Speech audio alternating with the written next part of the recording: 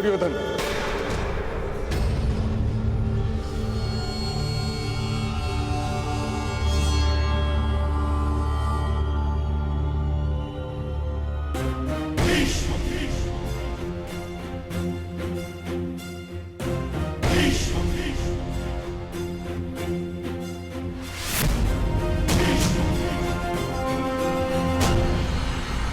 क्षत्रिय सत्यवादी च तपस्वी नियतव्रता।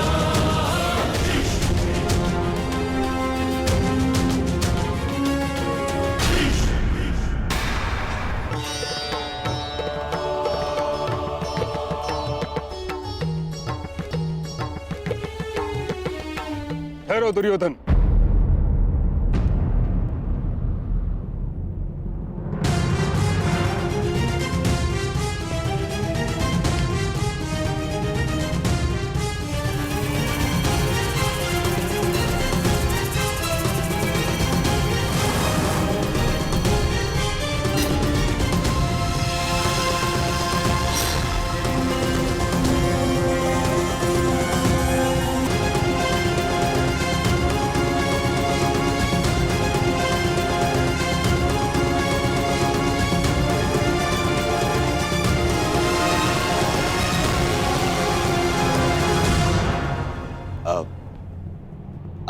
आइए पितामह, मैं सौभाग्यशाली हूं कि मुझे मेरे विवाह में आपका आशीर्वाद मिलेगा। आइए।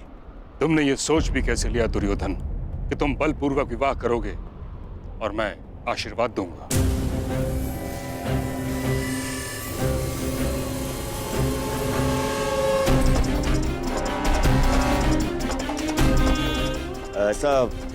ऐसा नहीं है पितामह।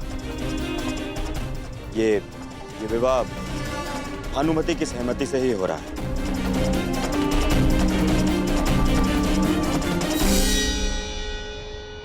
यदि ये विवाह भानुमति की सहमति से होता तो यह अंग में नहीं कलिंग में होता।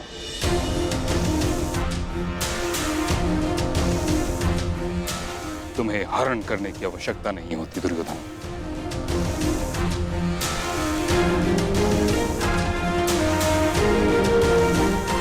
पुत्री भानुमति, दुर्योधन ने जो किया उसके लिए मैं हस्तिनापुर की ओर से क्षमा प्रार्थी हूं। सच सच बताना पुत्री, क्या तुम ये विवाह किसी विवशता के कारण कर रही है?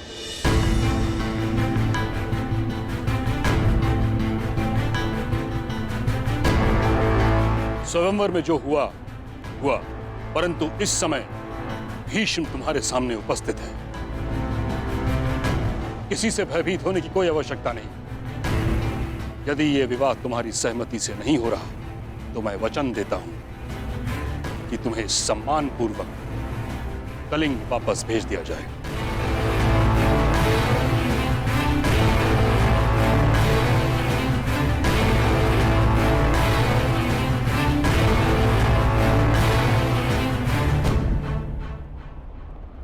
मैं सम्मान सहित जाना चाहती हूँ महामहिम।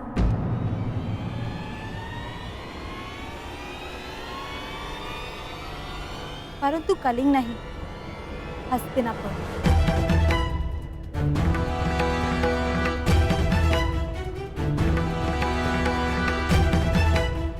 क्योंकि ये विवाह मेरी सहमति से हो रहा है।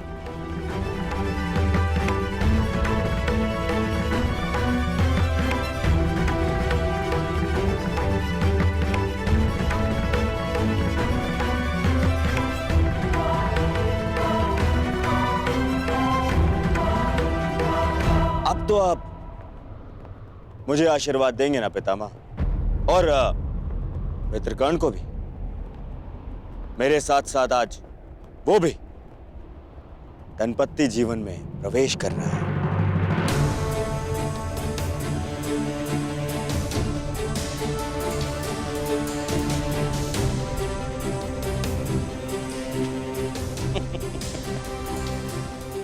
ऐसे क्या देख रहे हैं पितामह? कर्ण कुछ ऐसा तो नहीं कर रहा है जो आज से पूर्व ना हुआ।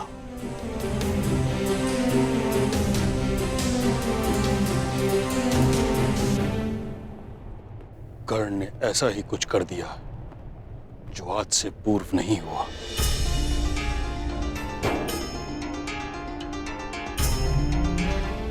ये तुमने क्या किया कर्ण? धर्मं च लोभं च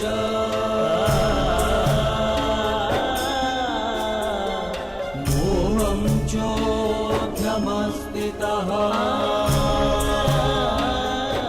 विवाह की रीतियां संपन्न करें पुरोहित।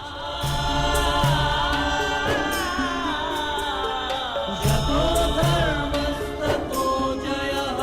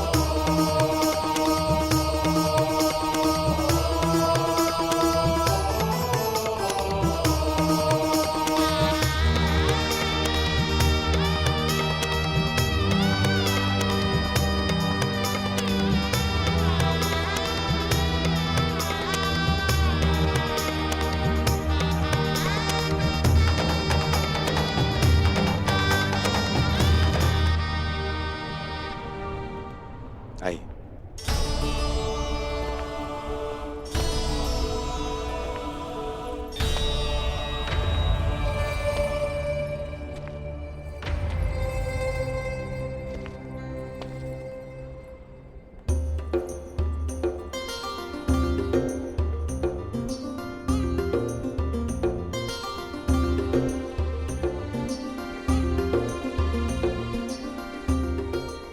बधाई हो जिसके पद स्पर्श से तुम्हारा पुष्प खिला, उसके साथ जीवन भी सुगंधित बीतेगा।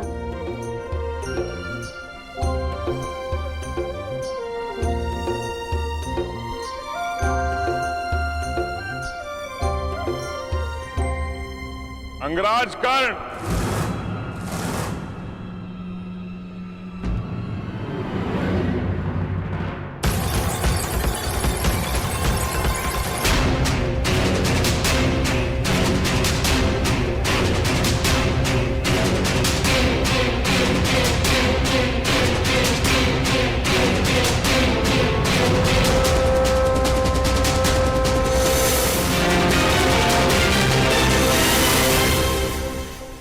अंगराज कर्ण को विवाह की बधाई। जरासंध की शुभकामनाएं स्वीकार करो मित्र।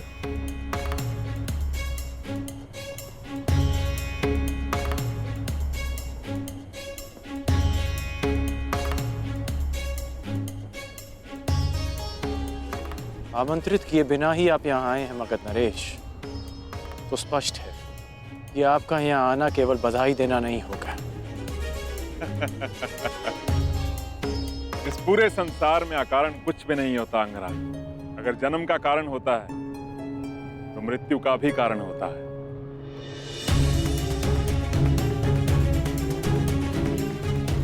वर्षा आने का कारण धरा की प्यास को बुझाना होता है और अग्नि जलने का कारण घर्षण होता है।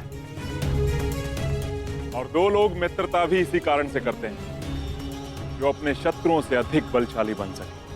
मेरे यहां उपस्थित होने का भी एक कारण है, किंतु इतना समय है मेरे पास कि मैं तुम्हारे विवाह की औपचारिकताएं पूरी होने तक रुक सकूं।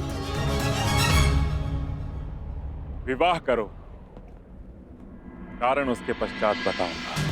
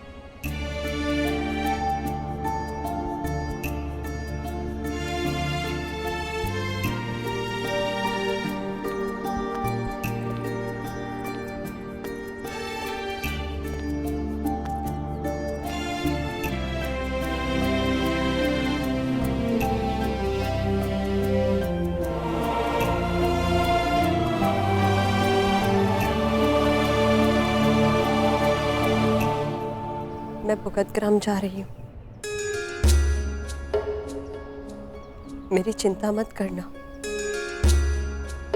पिताश्री है मेरे साथ।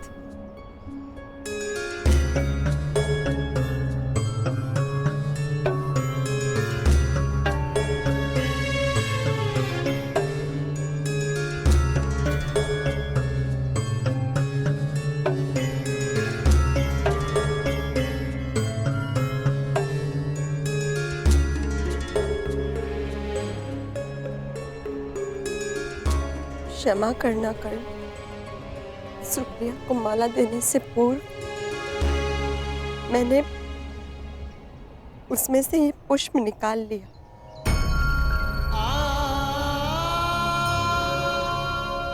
स्मरण है कर्ण, तुमने कहा था हमारा प्रेम पुष्प की सुगंध भाती है।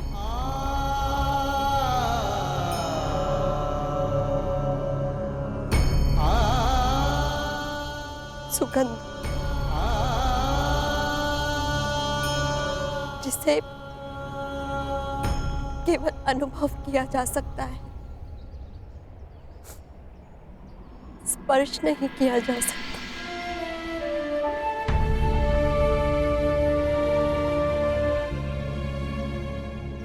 जाओ कर्ण, अपने प्रसन्न गृहस्थ जीवन का प्रारंभ करो।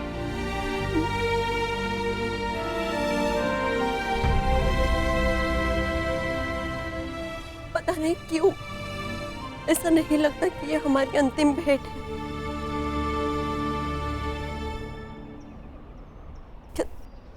क्या तुम्हें नहीं लगता?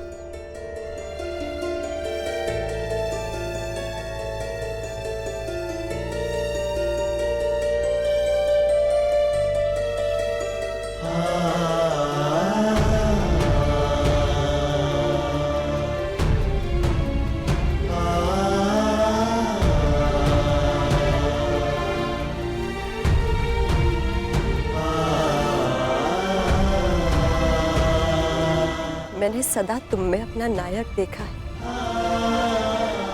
जिसके लिए उसका कर्तव्य सबसे महत्वपूर्ण है। सदा अपने धर्म पर टिके रहना, जो उचित लगे वही निर्णय लेना, ये मैंने तुम्हीं से सीखा है और वही किया है मैंने। मैं जा रही हूँ कर्ण, परंतु जिस प्रकार एक दीपक के बुझ जाने से प्रकाश नहीं मरता, एक स्वप्न के टूट जाने से आशा नहीं मरती, एक फूल के मुरझा जाने से उपवन नहीं मरता, उसी प्रकार एक सहयात्री के तुम्हारे जीवन से चले जाने से तुम्हारी यात्रा समाप्त नहीं होगी।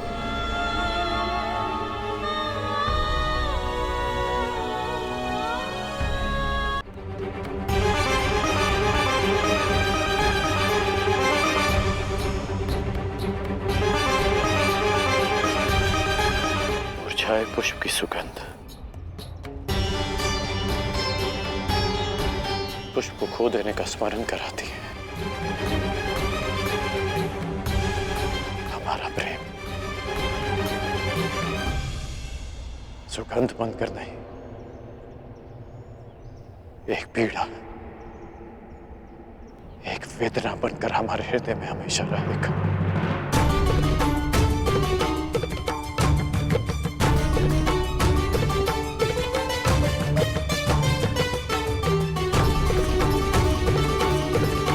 किसी भी रूप में सही करना, प्रेम तो रहेगा ना।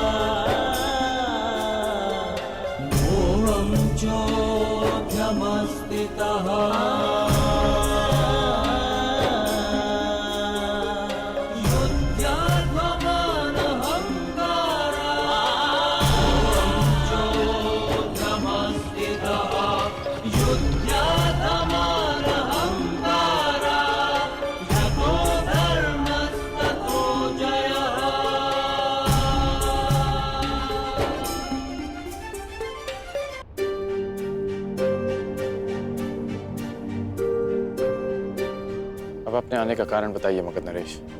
मैं आया क्योंकि समय भी आ गया है मित्र। मुझे दिया हुआ वचन पूरा करने का समय आ गया। स्मरण है ना वो वचन कि तुम एक बार मेरी सहायता के लिए अवश्य आओगे। कल प्रातः मैं अंग और मगध की सीमा पर तुम्हारी प्रतीक्षा करूंगा। परंतु आपको सहायता क्या चाहिए? एक योद्धा की आवश्यकता युद्ध में ही पड़ती है मित्र। और ये युद्ध किससे करना है? मेरे सबसे बड़े शत्रु से। और ये सारा संसार जानता है कि जरासंध का सबसे बड़ा शत्रु कौन है। तुम्हें मेरे साथ मिलकर उससे युद्ध करना है। हम वासुदेव कृष्ण पर आक्रमण करेंगे कल।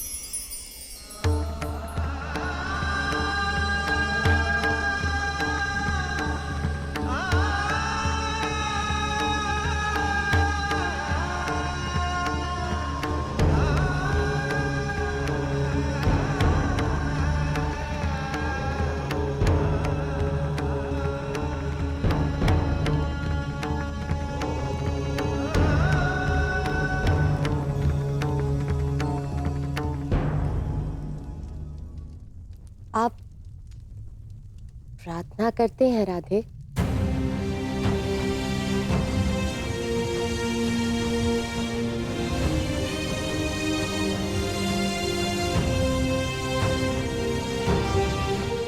मैं करती हूँ सदा नियम से।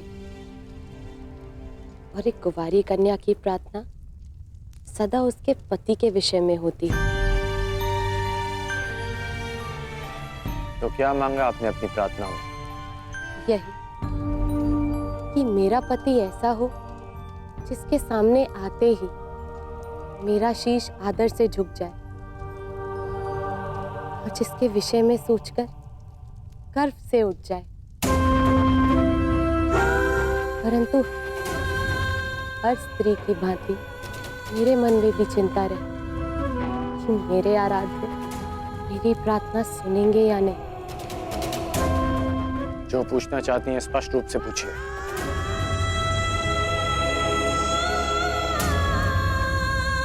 वैशाली कौन है अंगराज?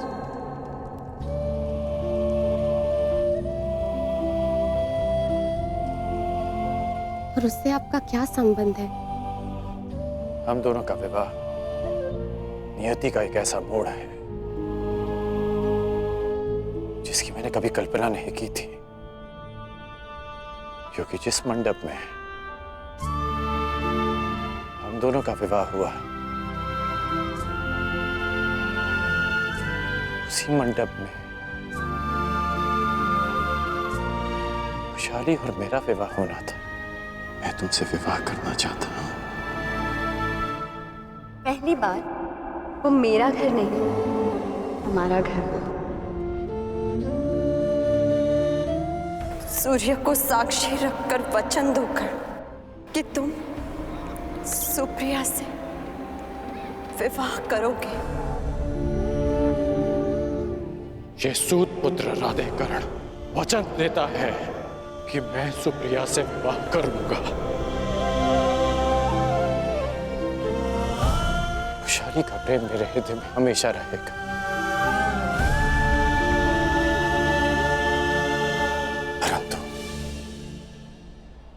एक पति का कर्तव्य, एक पति का धर्म निभाने में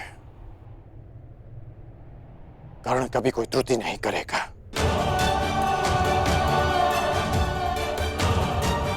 अब हम दोनों विवाहित हैं, इसलिए बस अंगराज, एक पत्नी के लिए इससे बड़ा सौभाग्य और क्या होगा कि उसका पति उसे कभी असत्य ना कहे।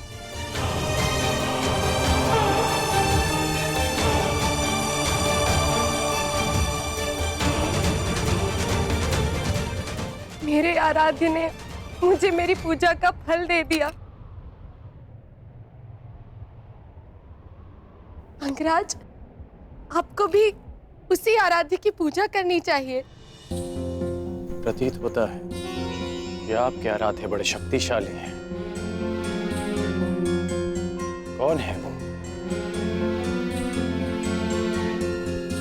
कुछ कहते हैं कि वो देवों के देव हैं और कुछ उन्हें हमारी ही भांति मात्र एक मनुष्य मानते हैं, जो अजर नहीं, अमर नहीं, परंतु मेरे जैसे भक्तों के लिए वो मृत्यु, जीवन और जड़ से कहीं आगे है। आपने भी उनका नाम सुना होगा। वो है वासुदेव कृष्ण। कृष्ण, मुझे दिया हुआ वचन पूरा करने का समय आ गया। स्मरण है ना वो वचन कि तुम एक बार मेरी सहायता के लिए अवश्य आओगे। हम वासुदेव कृष्ण पर आक्रमण करेंगे।